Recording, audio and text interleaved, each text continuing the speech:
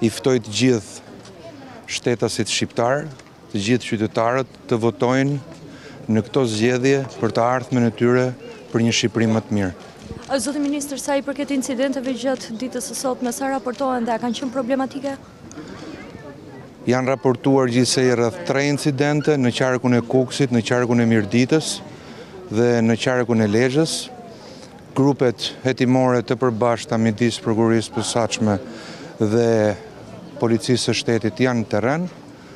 Të gjitha incidentet janë dokumentuar, po kryen të gjitha veprimet hetimore dhe besoj se në fund të ditës ne do të kemi një përmbledhje më të saktë për sa i përket këtyre hetimeve dhe këtyre incidenteve.